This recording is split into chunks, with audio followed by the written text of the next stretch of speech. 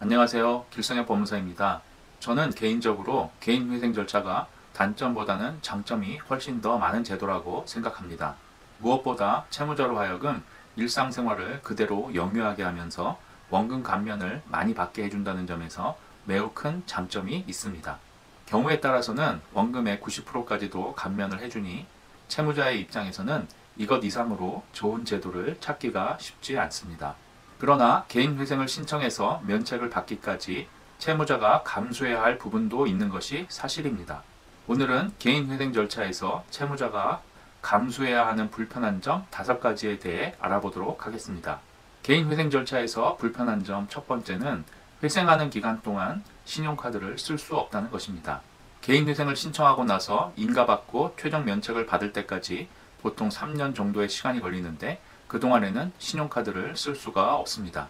회생기간 동안에는 한국신용정보원에 내 회생정보가 등록이 되기 때문에 카드사에서는 신용카드 발급을 해주지 않습니다.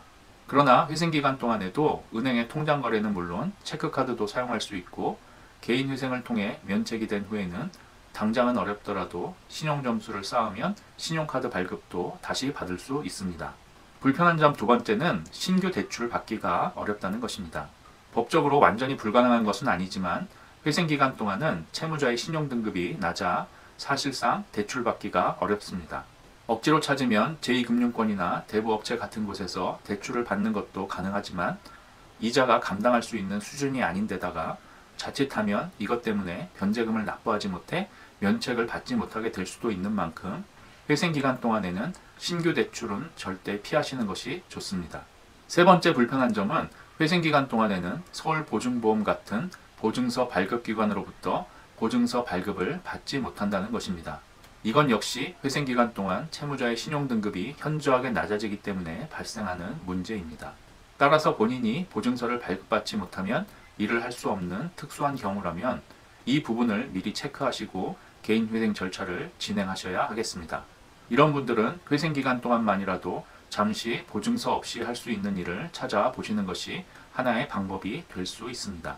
불편한 점 네 번째는 변제기간 동안 최저생계비로 지내야 한다는 것입니다. 개인회생 절차에서는 본인의 가용소득 전부를 변제에 투입하여야 한다는 원칙 때문에 보통 3년의 변제기간 동안에는 가용소득을 법원에 내고 나머지 최저생계비로 생활할 수밖에 없습니다. 채무자의 입장에서 갑자기 생활비가 확 줄어드니 여러 가지로 어려운 점이 많은 것은 사실입니다. 하지만 이것은 원금을 탕감받고 면책을 받기 위해서 채무자가 감수해야 하는 부분입니다. 아르바이트 등 여러 가지 부가적인 수익원을 찾아 생활비에 충당할 수 있다면 회생기간을 보내는데 조금이나마 도움이 되실 것입니다. 마지막으로 개인회생에서 불편한 점 5번째는 준비할 서류가 좀 많다는 것입니다. 개인회생에서는 원금 탕감이 많이 이루어지므로 이 제도를 악용하는 사람들이 종종 있습니다. 법원은 이런 사람들을 거르기 위해 여러 가지 서류 제출을 요구하는 것입니다. 그래도 예전에 비해서 준비 서류를 많이 간소화하였지만 채무자 입장에서는 생소한 서류들이 많다 보니 서류 준비에 스트레스를 받는 것이 사실입니다.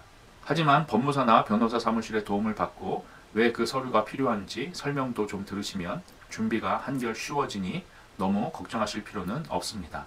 오늘은 개인회생 절차에서 불편한 점 5가지에 대해 알아보았습니다. 이 영상이 도움이 되셨다면 구독과 좋아요 부탁드립니다. 또 궁금한 점이 있으시면 전화로 연락 주시면 친절하게 답변 드리도록 하겠습니다. 감사합니다.